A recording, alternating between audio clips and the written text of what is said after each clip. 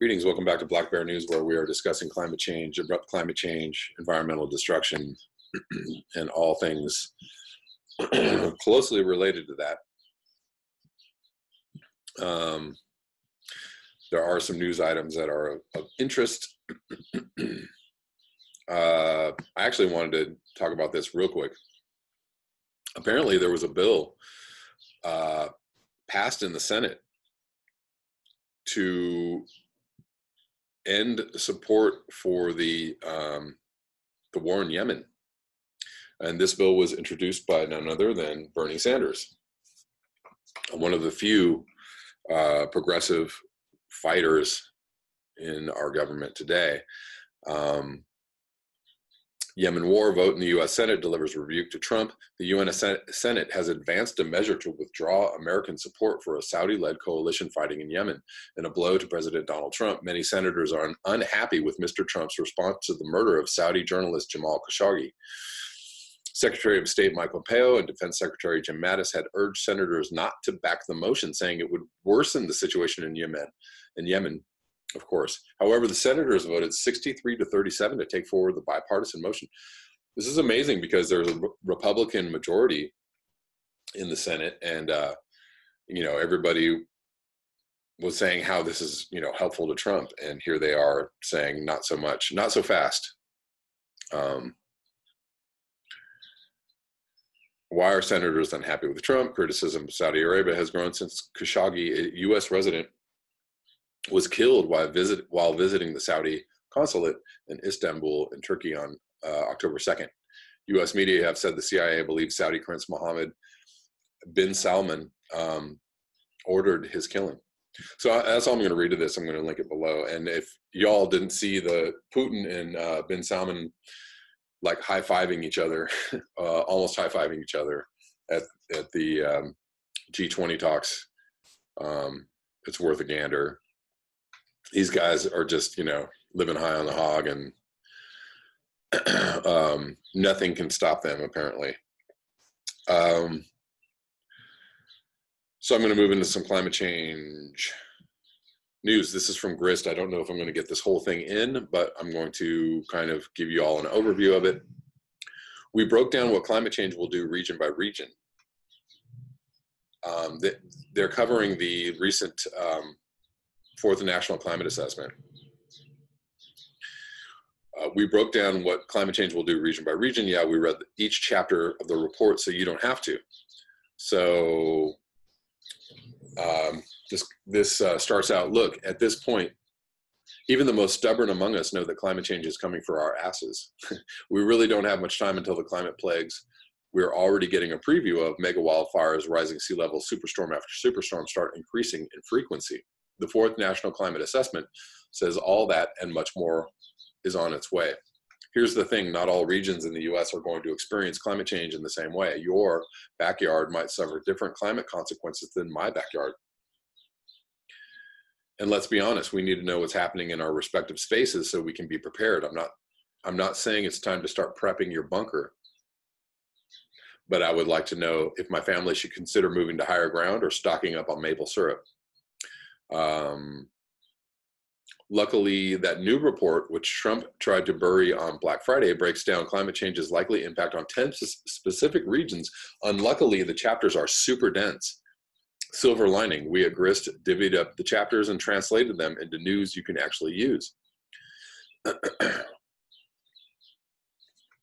Our region is looking at, this is from the Northeast region. The Northeast, home to the beautiful autumn leaves, delicious maple syrup, and copious amounts of ticks bearing disease. What's not to love? A lot, according to this report.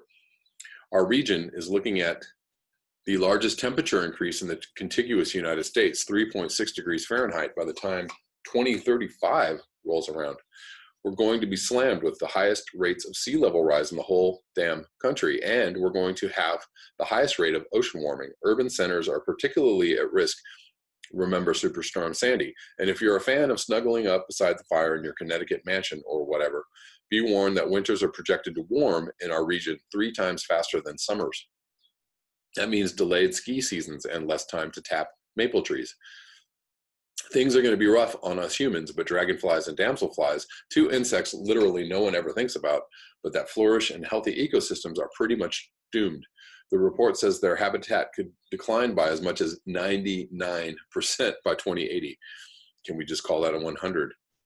Sea level rise, flooding, and extreme weather poses a mental health risk, health threat to Northeasterners. Impacted coastal communities can expect things like anxiety, depression, and post-traumatic stress disorder. But it's not all bad. The assessment portends more intense, read Instagrammable fall foliage and more forest growth. Southeast. If you like me, you love your filthy, dirty South, you'll be pleased to hear that summer thunderstorms, skeeters, ticks, and hot, muggy weather aren't going anywhere. Actually, don't be pleased. This is serious. Southerners are accustomed to warm days followed by warm nights, but as the heat continues to turn up, those nights just might be our downfall. Urban and rural areas alike can expect to sweat through up to 100 additional warm nights per year by the end of this century. Hot, sticky nights make it harder for us to recover from the heat of the day. This is especially bad in parts of many southeastern cities where residents suffer from the heat island effect. I think it's really important to look at the heat-related impacts on labor productivity, says chapter author Kirsten Dow, a social environmental geographer at the University of South Carolina. Under one scenario, the Southeast could see losses of 570 million labor hours, amounting to about $47 billion per year, 1/3 of the nation's total loss. What's more, Dow says those changes are going to take place in counties where there's already chronic poverty. Warming waters will also push infamous lionfish closer to the Atlantic coast. In addition to being invasive, this freaky-looking fish is venomous. Swimmers and divers can expect more encounters and stings as the climate brings them closer to our beaches. Caribbean, for someone who doesn't like donning heavy clothing during the winter, the Caribbean has the perfect weather, year-round warm days with ocean breezes. Climate change, according to the report, means we can't have nice things. In the near future, the Caribbean will experience longer dry seasons and shorter but wetter rainy seasons to make matters worse during those arid periods. Fresh water supplies will be lacking for islanders, and since islands, by definition, aren't attached to any other land masses, you can't just pipe in water, says Adam Tarondo, USGS research ecologist and chapter author. The report confirms something island dwellers know all too well. Climate change is not coming to the Caribbean. It's already there, and it'll only get worse. Disaster storms, the likes of Hurricane Maria, which took the lives of nearly 3,000 Puerto Ricans, are expected to become more common in a warming world. Another striking result, Puerto Rico and the U.S. Virgin Islands are projected to lose 3.6% and 4.6% of total coastal land area, respectively, posing a threat to critical infrastructure near its shores. The tourism industry will have to grapple with these disappearances of its beaches. Even notable cultural sites aren't safe. Encroaching seas threaten El Morro, a hulking fortress that sits majestically on the coast of San Juan, Puerto Rico. Our island is trying to limit its emissions. We're not big emitters. Lead chapter author Ernesto Diaz, a coastal management expert at Puerto Rico's Department of Natural Environmental Resources, tells Grist. No, they're not big emitters, but they are going to be affected nonetheless. Midwest, what's in store for the Midwest? Oh, hello there, crop diseases and pests. Hold on to your corn husks because maize yields will be down 5 to 25% across the region by mid-century, mostly due to hot temps. Soybean hulls will decline more than 25% in the southern Midwest. Beyond wilting crops, extreme heat puts lives at risk. The Midwest may see the biggest increase in temperature-related deaths compared to other regions, putting everybody from farm workers to city dwellers at risk. In one particularly bad climate change scenario, late 21st century Chicago could end up seeing 60 days per year above 100 degrees Fahrenheit, similar to present-day Las Vegas or Phoenix. The Great Lakes represent 20% of fresh water on the world's surface, but lately they're looking not so fresh. Climate change and pollution from farms are leading to toxic algae blooms and literally starving the water of oxygen. But hey, there's a silver lining. Midwesterners, myself included, have developed a bad habit of leaving their homeland for other parts of the country. That trend may reverse. The Midwest may actually experience migration into the region because of climate change. Maria Carmen Lemos, Midwest chapter author and professor at the University of Michigan School for Environment and Sustainability, said in a statement, "So while you may have to reconsider your ice fishing plans, Midwesterners, it could be a whole lot worse." Northern Great Plains. The Northern Great Plains is far from any ocean. Water melts off mountain snowpack, slowly trickles down glaciers and pools up in basins. The largely arid region is dominated by thirsty industries like agriculture, energy extraction, and tourism. There's a Byzantine system of century-old water rights and competing interests. Or as my dad, a Montana cattle rancher, puts it, whiskey is for drinking, water is for fighting. Residents might want to steel themselves with a little bourbon as climate change will escalate those water woes, according to the report. Winters will end earlier and snow could decline as much as 25 to 40% in the mountainous region. It's not just some far off problem for cross-country skiers and thirsty critters. The authors point to the behavior of the mountain pine beetle as one example of climate-influenced tweak that's had devastating impact. Warmer winters and less precipitation have enabled the bugs to kill off huge swaths of forest in the region. Lest you think what happens in the Dakotas stays in the Dakotas, while only 1.5% of the US population lives in the region, it contributes nearly 13% of the country's agricultural market value. It's culturally critical too. The area is home to 27 federally recognized tribes that are already experiencing climate threats, such as lack of access to safe water and declining fisheries. Southern Great Plains. The Southern Great Plains flips between heat waves, tornadoes, drought, ice storms, hurricanes, and hail. The weather is dramatic and consequential, according to the report. It's a terrible place to be a hot tar roofer, according to me, a former Kansas roofer. In a warmed world, none of this improves. Well, maybe the ice storms. The region will continue to have longer and hotter summers, meaning more drought. Portions of the already shrinking Ogallala aquifer, which is critical to huge western swath of the region, could be completely depleted within 25 years, according to the report. Texas's Gulf Coast will face sea level rise, stronger hurricanes, and an expanded range of tropical mosquito-borne diseases like dengue and Zika. It'll also experience more intense floods. Many of the region's dams and levees are in need of repair and aren't equipped for the inundations. One of the chapter's lead authors, Bill Bartush, a conservation coordinator with the U.S. Fish and Wildlife Service, tells Grist how the land owners handle the extreme water management will be key to climate adaptation. Given the region's high rates of private land ownership, it's essential to get them on board. In weirder news, the region's southern flounder population is declining because the fish's sex is determined by water temperature. Warmer winters mean more males. It's like a terrible reboot of 3 Men and a Baby, but with more flounder and no baby. Northwest, the Pacific Northwest has more rain in its winter forecast. That might not sound unusual for a region known for its wet weather, but more winter rain as opposed to snow could impact the region's water supply and entire way of life. Most of the Northwest relies on melting mountain snow for water during the summer. Climate change will replace more of that snow with rain, which flows downstream right away rather than being stored on the mountainsides until the temperature's warm. Less snow melt during hot summers could damage salmon habitat, dry out farms, harm the region's outdoor industry, and increase wildfire risk. It's like our tap is on all the time, said Heidi Root, a research scientist at University of Washington Climate Impacts Group, which helped author the chapter. The report forecasts a lot of change in the Northwest, including flooding and landslides, but rainy winters.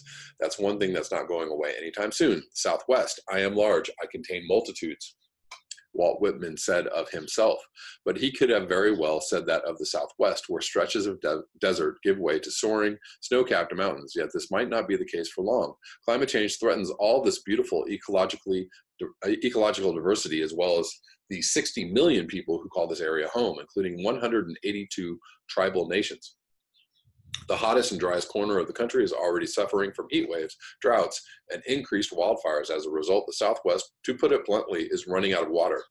With water at already record low levels and a population that continues to grow, the region is working on a recipe for water scarcity. Lake Mead, which provides drinking water to Las Vegas and water for agriculture in the region, has fallen to its lowest level since the filling of the reservoir in 1936 and lost 60% of its volume.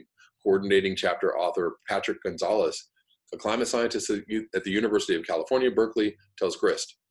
In the coming years, temperatures in the region will soar, droughts, including mega droughts lasting 10 years, will become commonplace, agriculture will take a steep hit, causing food insecurity. Expect those lovely desert sunsets to take on an unsettling pink as the snow-capped mountains grow bald.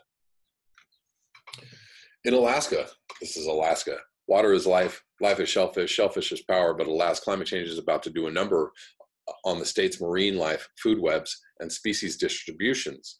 According to the climate assessment, ocean acidification is expected to disrupt corals, crustaceans, crabs, mollusks, as well as tanner and red king crab and pink salmon. Lots of indigenous people rely on that variety of marine life. The largest state in the country is already ground zero for climate change. Thawing permafrost means structures are literally sinking into the ground all over the state. What does a temperature increase really mean? Well, under the worst case scenario, the coldest nights of the year are projected to warm 12 degrees Fahrenheit by mid-century. I know I said water, either frozen or liquid, is the name of the game in Alaska, but the report says the state should experience more wildfires in the future too. Under a high temperature increase scenario, as much as 120 million acres could burn between 2006 and 2100. It's an area larger than California. Oh yeah, and the report says there's going to be an increase in venomous insects. Cheers. Hawaii and the Pacific Islands. This region houses 1.9 million people, 20 indigenous languages, countless endemic one-of-a-kind flora and fauna species, and the freaking Mariana Trench, the world's deepest point. Pacific Island communities can expect to grapple with unusual climate change suspects, rising sea levels, usual climate change suspects, rising sea levels, weird rainfall patterns, drought, flooding, and extreme temperatures. But all of those have unique implications for supplies of island drinking water. In short, like those who live in the Caribbean, those communities' ability to survive depends on protecting the fresh water. Extremes in the weather patterns, El Nino and La Nina, could double in the 21st century compared to the previous one. El Ninos bring drought, which means specific communities have to desalinate water to make up for the dwindling rainfall. But rising sea levels contaminate groundwater supplies and aquifers, which basically means Pacific Islanders have it coming from all sides. Wait, there's more. Too much fresh water is bad too. Under a higher warming scenario, rainfall in Hawaii could increase by 30% in wet areas by the end of the century. Think that's good for dry areas? Think again. Projections suggest rainfall decreases of up to 60% in those. So more rain where rain isn't needed and less rain where it's dry. Great.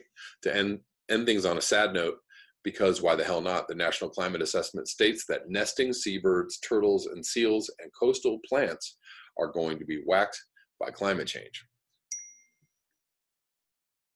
That's all I have for you in this video. Thank you so much for your eyes, your ears, and your conscience. If you would like to support this channel, you can do so at the links below. Until next time, peace.